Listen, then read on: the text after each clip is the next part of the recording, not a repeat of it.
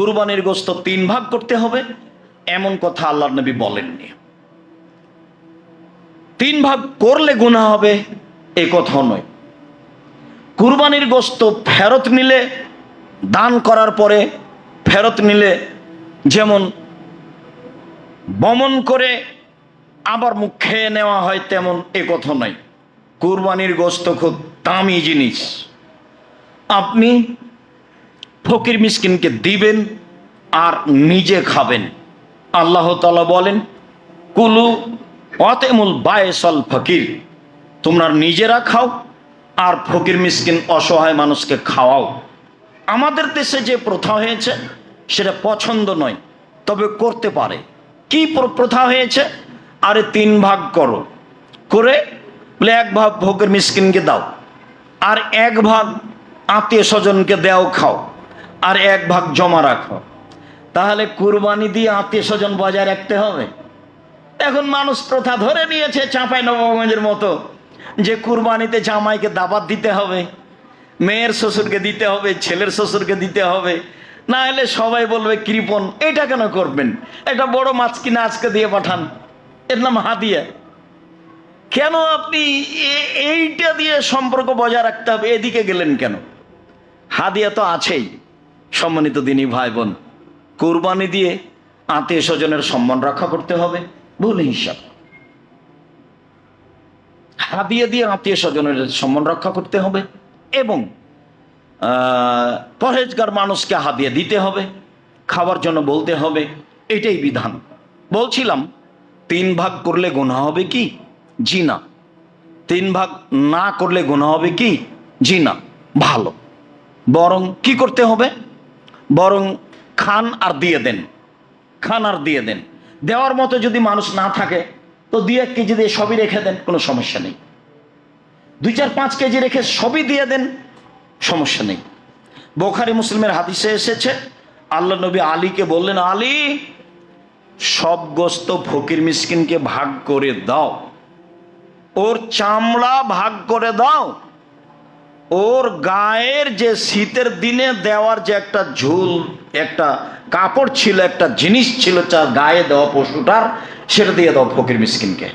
হাদিস বুখারী মুসলিম। আলী, কসাইকে এখান থেকে গোশত দিবা না, কসাইকে টাকা দিয়ে কসাই ডেকে নিয়ে আসে। 2000 থেকে 10,000 লাগুক তাতে আসে যায় না। আজকে অন্তত গোশত দিয়ে তাকে খুশি করতে হবে না। হ্যাঁ, আপনি যদি মনে করেন যে আমার বাড়ির কসাই, পাশের কসাই খুব নিঃস্ব মানুষ, সেটা ভিন্ন জিনিস। আপনি তাকে বলবেন না যে তুমি আমার সাথে কাজটা করে দিলে সেই জন্য এটা দিচ্ছি, এটা আপনি বলবেন না। বলবেন, দেখো তুমি গরিব মানুষ, এই যে 2000 টাকা নেও, আর গোশতটা আমি তোমাকে নিঃস্ব মানুষ হিসেবে দিলাম। কসাই কি দিতে আল্লাহ রাসূল নিষেধ করেছেন? নিষেধের পদ্ধতি বের করতে হবে, নিষেধেই থাকতে হবে। সম্মানিত দিনী ভাই বোন, আমি আপনাকে জিনিসটি বোঝানোর চেষ্টা করেছি। 7 পরিবারের পক্ষ থেকে একটি প্রাণী কুরবানি করতে হবে এমন কোন হাদিস আমরা অবগত হতে পারিনি। এদেশের আহলে হাদিস হিসেবে একজন বড় মাওলানা ছিলেন, আব্দুল্লাহিল কাফি আল কুরাইশি রাহিমাহুল্লাহ, জমিয়তের প্রধান ব্যক্তি ছিলেন এবং বড় পণ্ডিত মানুষ ছিলেন। আল্লাহ তাকে মাফ করুক, তার কবরের শাস্তি মাফ করুক, তার কবরকে প্রশস্ত আলোকিত করুক।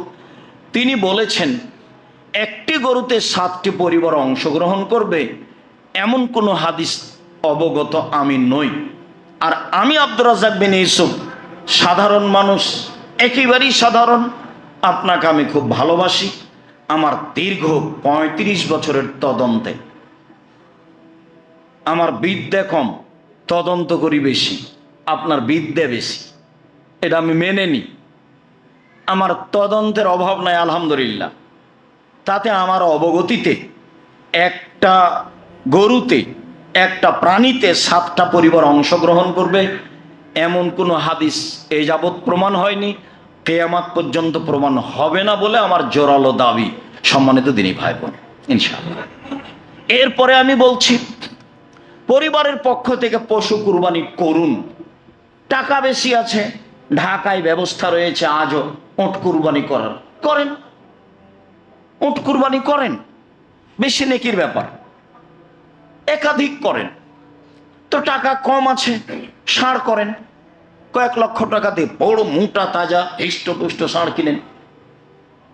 টাকা কম আছে খাসি কিনেন, টাকা কম আছে ছাগি কিনেন, ছাগি বুঝি না, যেগুলো বাচ্চা দেয়। টাকা কম আছে ভেড়া ভেড়ি কিনেন। আজও বাজারে ভেড়া ভেড়ির দাম সবচেয়ে কম। একটা ভাগা নিতে যা টাকা লাগবে তাতে অন্তত 3টে ভেড়া কিনে পাওয়া যায়। আপনি কার কথাই পড়ে ভাগে কুরবানি কিনতে গেলেন, আবার কলিজা নিয়ে সমস্যা, আবার হাড় নিয়ে সমস্যা, আবার ভাগ নিয়ে সমস্যা। এতদিন তো নাড়ি ভুঁড়ি নিত না মানুষ, এখন তো নেই। নাড়ি ভুঁড়ি নিয়ে সমস্যা, পা নিয়ে সমস্যা, এত বোঝা আপনি কেন মাথায় করতে গেলেন? যতই ধমক দেখাক না কেন, বলার গতি এভাবে আছে। কে বলেছে চলবে না? এইভাবে বলা আছে। আমি ওইভাবে বলিনি, তবে আমি বলছি আমার 35 বছরের তদন্তে ভাগে পরিবারের পক্ষ থেকে কুরবানির কোনো প্রমাণ নেই। 7 জন আছে, 7 পরিবার নেই। আশা যে আমি কথা স্পষ্ট করতে পেরেছি।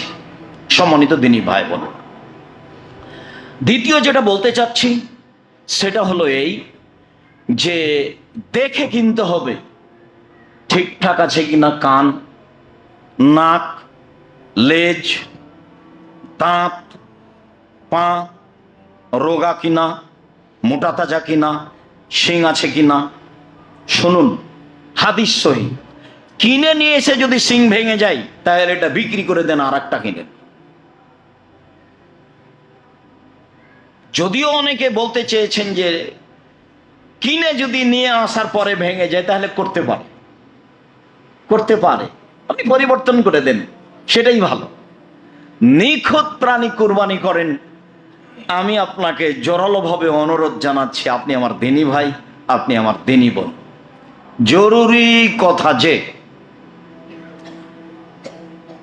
চন্দ্র উঠলে নখ কাটা যাবে না, চুল কাটা যাবে না, এটাই বিধান। তবে পশু প্রাণী প্রয়োজনে জবে করতে পারেন। আত্মীয় স্বজন এসেছে, গরু ছাগল জবে করবেন না, সেটা করেন, তাতে কোনো সমস্যা নেই। আপনি নখ কাটতে পাবেন না, আপনি চুল কাটতে পাবেন না। জরুরি বিধান যে যেহেতু বড় নেকি, যার যত টাকা বেশি সে তত দামি পশু কিনবে, একাধিক কিনবে, এ কথাই ঠিক। সারা জীবন 3 ভাই 3 জায়গায় থাকলেন, ঢাকায় চাকরি করলেন, কুরবানির সময় এসে বলছেন চলো যাই আমরা 3 ভাই একটা গরু কিনি। আপনাদের অর্থ সম্পদও পৃথক, ব্যাংক অ্যাকাউন্টও পৃথক। আজকে কোন দুঃখে 3 ভাইয়ের টাকা দিয়ে একটা গরু কিনলেন? হ্যাঁ, আমার পরামর্শ শোনেন, 3 ভাইয়ের টাকা দিয়ে একটা গরু কিনেন, সেটা আপনার আব্বার নামে করেন, আর আপনারা 3 ভাই মিলে 3টা ছাগল কুরবানি করেন, তাহলে সবারই হলো। দেখেন তো পরামর্শটা ভালো হয় কিনা, এটাই হতে হবে। আপনি কম দামে কিনেন, দেখে সুন্দর বাজার একটা ছোট্ট ছাগল কিনেন, দাঁত হয়েছে বেশ সুন্দর ঝকঝকে, 10,000 12,000 15,000 কিনেন। ভুল পথে যাচ্ছেন কেন? সারা জীবন ভিন্ন থাকলেন, কুরবানিতে এক হয়ে গেলেন। আপনি বুঝলেন নিজের মতো, আল্লাহ বুঝে না। আপনি গোশতের জন্য কুরবানি করতে চাচ্ছেন কেন? এই খাতে ফিরে আসতে হবে।